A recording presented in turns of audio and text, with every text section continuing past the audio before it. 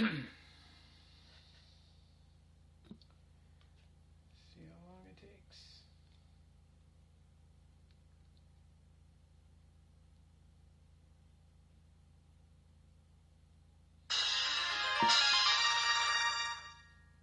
Whoa. Okay, that was weird. I got a notification exactly when I started broadcasting, but I don't know how many of you guys are going to be awake while I'm doing this.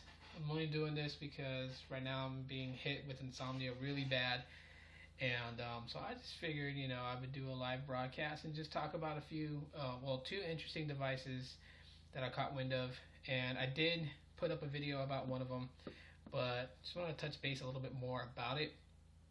And the excitement behind it, a lot of people getting excited, and that's the Samsung Galaxy J. No, I was gonna say J3, the J7.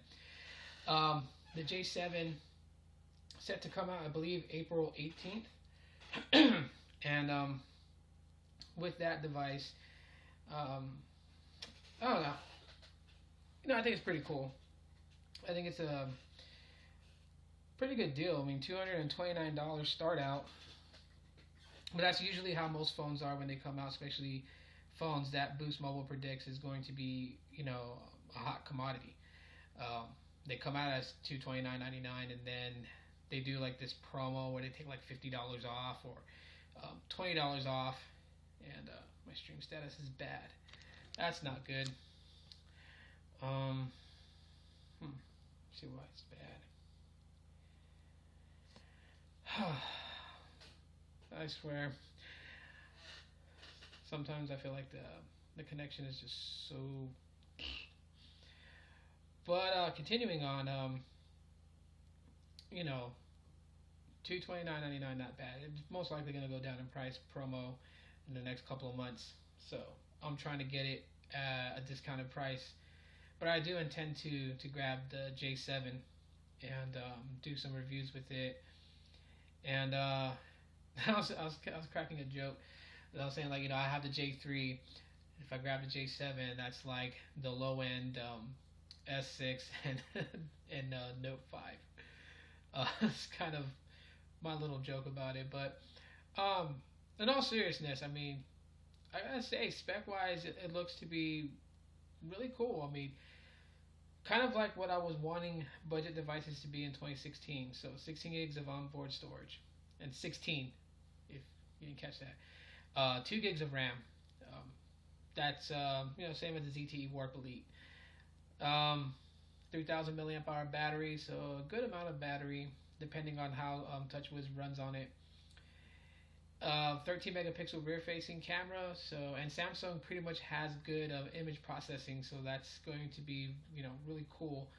The 13 megapixel camera, and then a 5 megapixel front facing shooter. But some of the sites that I've gone to have said that the J7 has a front facing flash, so you can take flash with your selfie cam, you can take flash with the rear cam, so that's going to be cool. And it's an actual LED flash. It's not like the screen brightens up to illuminate what's in front of the selfie cam. There actually is an LED flash on it. You guys can look it up on Google. Just basically Google it, Galaxy J7, and you'll see that a lot of articles that talk about its specs and everything basically states that it has the LED flash. Now, my concern about the J7 is kind of similar with the J3, because the J3, there is two of them out there. There is one that's differently spec'd from the one that we got on Boost Mobile. The Boost Mobile one having I believe it's a 2 megapixel selfie cam, and then a 5 megapixel camera. And other people were always questioning it. They're like, I thought it was an 8 megapixel rear facing camera instead of a 5 megapixel. And come to find out that there's actually a J3 dubbed 2015 version or unlocked version, and then the one that we got on Boost Mobile is they call it the J3 2016. Now that's not what the 6 icon means on the box when you look for the J3. The 6 is, like I said in a previous video, it's just how they determine that it's a low-end budget device in China. Because originally this phone, the J3, was released in China before it came to the US. So I'm wondering if that's going to be the same thing.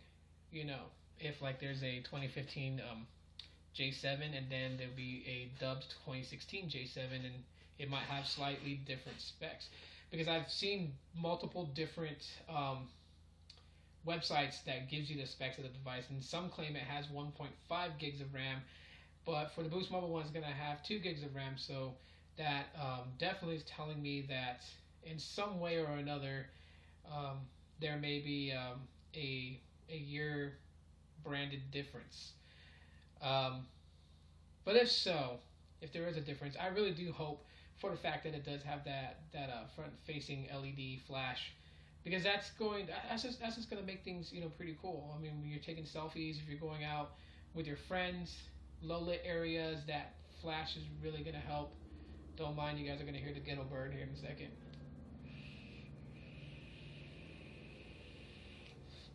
What time is this? Like I think like 2 in the morning, just about between like 2 or 3. I don't know. Let me check the time here.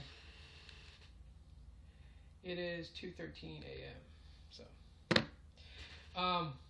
but besides that, there's also another device that I tried to find information on online, and there was nothing about it other than the fact that there was a post on March 17th about this particular device going to Virgin Mobile, and that was the Kyocera Hydro Reach, which you can find the unboxing on YouTube. Just search it up on YouTube and you'll find the unboxing of it, and it looks to be a good low end budget phone. I mean, it still sticks to the normalcies of low budget devices. So you're looking at 8 gigs of internal storage, 1 gig of RAM. The box says it has a 1.1 gigahertz processor, so that would be the Snapdragon 210, which from my experience, devices that's using the Snapdragon 210 seem to be a little bit more smoother than devices that's running the 410. Even though the 210 is spec'd, weaker than the 410, devices like the ZTE Prestige ran smoothly well, as well as I believe the Desire 626S runs the Snapdragon 210. And there's another one that does. I forgot which one it is. There's another one that runs the Snapdragon 210, and the 210 seems to be doing well with very low spec devices. So, for the Hydro Reach, I'm thinking that it would have a similar behavior to it as those previous devices I mentioned. But the big kicker here is the fact that it's water resistant, and I think that's the selling point of the Hydro line from Kyocera, is that they're pretty good at making devices that are water resistant. I've had the Hydro Icon, and that was a real badass phone in my opinion. Yeah, the camera sucked horribly on it. I'll give it that much. It was like taking pictures. I mean, the Moto Razr, and not the smartphone version, but the original Moto Razr's camera was better than the Hydro Icon's camera when it came to taking pictures. Especially the front-facing camera was bad, real bad. But found ways to work around that and to kind of mess with the settings to try to get the best possible photo I can get. And my whole point of buying the Hydro Icon when I did get it, which was it was in 2014 I got it.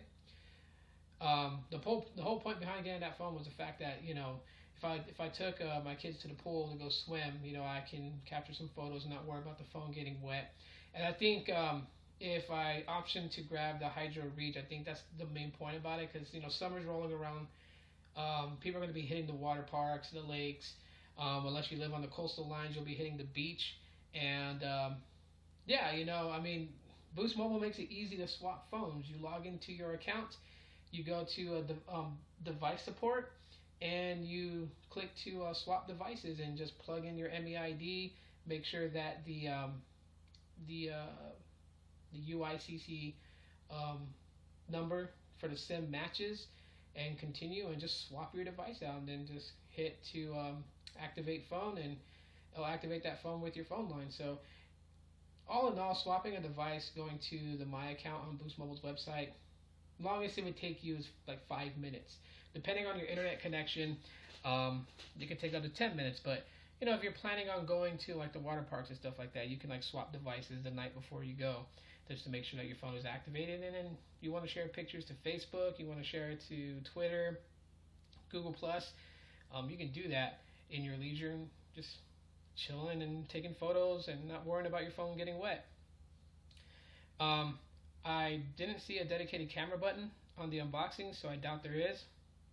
And I'm wondering if you're able to actually interact with the screen while it has water on it, because that's one of the things that we don't know about, because it hasn't been put through a water test. Which, if I do grab the Hydro Reach, I do intend to do some water test reviews on YouTube for you guys, just so you guys will see how the phone's behavior is when it's in water. So that's like a couple of things that I just thought of late night. Also, I appreciate the comments in the previous videos, and that was really cool. That's the type of things that I like, is interaction and people posting their thoughts, opinions, or things that they've researched, looked up, and want to share facts with everyone else. That's like the best thing, because I've always said I've never claimed to be always correct on the things that I say. But in the last two videos, I was expressing just, my experiences with Boost Mobile devices and just budget devices in general, and how they behaved. Like how, if you think on the tech side of things, how they're supposed to actually behave and function versus like real world use. That's what I was trying to do with the last video about, like, the CPU, the kernel, and all that. Like, I know the kernel basically is how commands are given, so that way, because the phone doesn't, it doesn't, how's the easiest way to say this so it's easy for people to understand? The phone is not smart, literally, by itself. It's not smart. And that's what the kernel does, is, it tells the phone what to do, what the function of whatever's happening. It gives it that command to do it, so that way the phone can do it. Hannah S., who commented, better explains it than I do. So read her comment. She better explains it. And while everything that she said in the comment was like the tech side of things, real world use shows a totally different thing. And I think that's that's where I'm coming from with it, is what exactly, like, your experience with a device that's low end. Just like how I was talking about the apps, and like how apps from the past and how they ran on Dalvik versus apps today runs on Android runtime.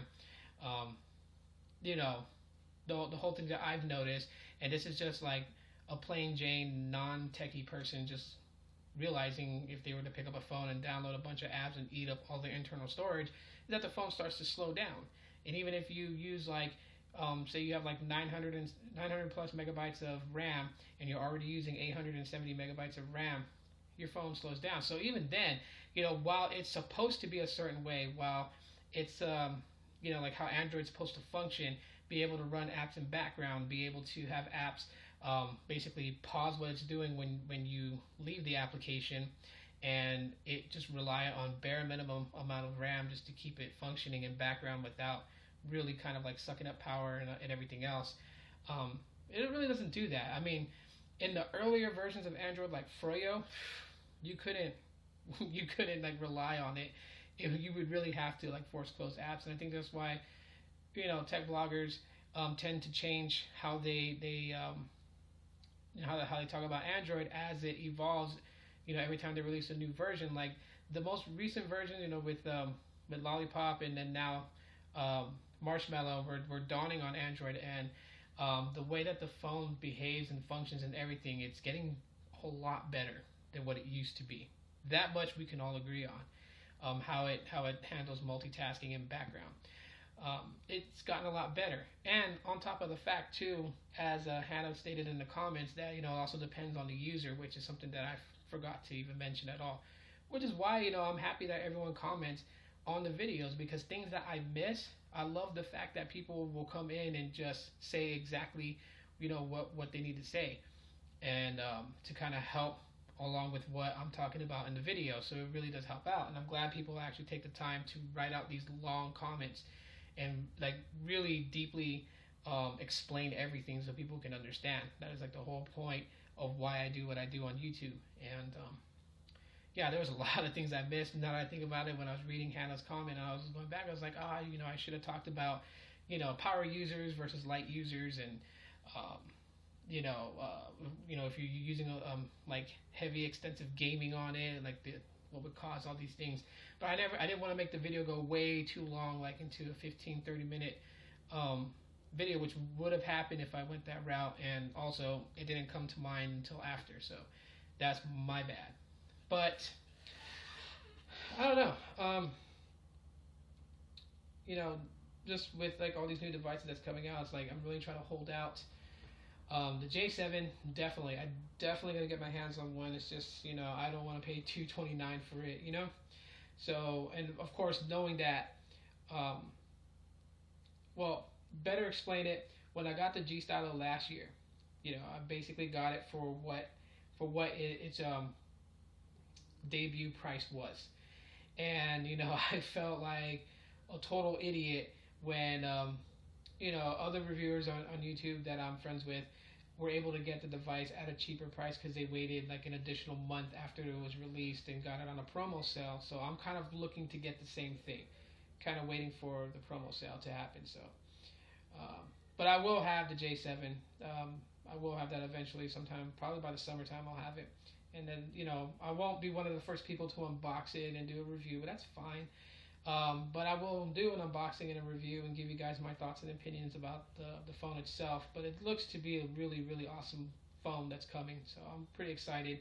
And I'm still deciding if I'm going to grab the Hydro Reach. Normally I try to grab phones that are Boost Mobile phones because that is the service that I use. And, if I'm going to give you guys a very descriptive opinion about a phone that I'm using, I want to be able to use it as my daily driver and give you guys my thoughts about the phone, than just buying it, telling you guys about how it is, connecting it to Wi-Fi, and only having that experience with the phone on Wi-Fi. Like, I want to be able to tell you guys call quality. There's a lot of things that, reasons why I choose Boost Mobile phones, because that is the service that I use. But also, too, I do intend to start kind of like eating out of my normalcies. So later on this year, you guys can start seeing me dabble a little bit with Straight Talk, a little bit with Walmart, their plans with prepaid phones, and T-Mobile prepaid, and Metro PCS. And I'm trying to work out a deal with an MVNO carrier in Hawaii called Mobi PCS, and I've sent them several emails. I haven't heard back from them, but I'm still going to keep trying to see if they want to like either collaborate on some business with me to send me up some devices that I can review and basically get people in the mainland knowledgeable in their company and in their plans and stuff like that. Because there's people that are in the military, they get stationed in Hawaii, and Mobi PCS is pretty good out there. They're as good or a little bit better than Boost Mobile is out there, and better than Cricket. So yeah, I'm trying to work that deal out. And yeah, I still have my Freedom Pop phone, and I still have to do a couple more reviews on that. I still haven't done the review on the DZ09 smartwatch, but I'm starting to think that, because these watches come from China, so I'm not even sure if this is actually like the full-fledged DZ09 that most people get, only because I did notice some differences between my watch and other people's watches from unboxing from like a year ago. And like some people, like on the screen, like their dialer icon will be right here, and then their contacts will be right here. And on mine, contacts is on this side and dialer is on that side. And of course, they were able to take videos with their watch, non-existent on this one. I'm not trying to give the whole full review just yet, but there are like a lot of differences. So I highly doubt that the watch that I got is a full-fledged DZ09 smartwatch. But nevertheless, I mean, it's still not a bad smartwatch. It still does what it needs to do. It takes photos just fine. I get my notifications on it and whatnot. And I'm actually thinking about probably picking up a SIM card and like getting like the cheapest plan I can, maybe on T-Mobile, so I can actually use the watch as a standalone smartwatch where I can access the Facebook app on it and the browser on it, just to kind of test it out. So. But yeah, for those guys who popped in for a little bit and watched, thank you guys for checking out the live broadcast. For everyone that catches the replay, If you guys enjoyed what I had to say and you guys thought this was pretty cool, leave me a thumbs up. Just something I wanted to do right now just to kill some time because I should be sleeping, but I can't sleep. And insomnia, insomnia is an MFer, so decided just to get live on YouTube real quick and just kind of rant about the J7 and the Hydro Reach and a few other things that I'm thinking about. But yeah, I'm just gonna end this live stream right now. So for those that popped in, thanks for checking it out. And if you're new to my channel, go ahead and hit that subscribe button. Subscribe for more content in the future. And that's it for right now, guys. So thanks for watching, and you'll see me in the next one.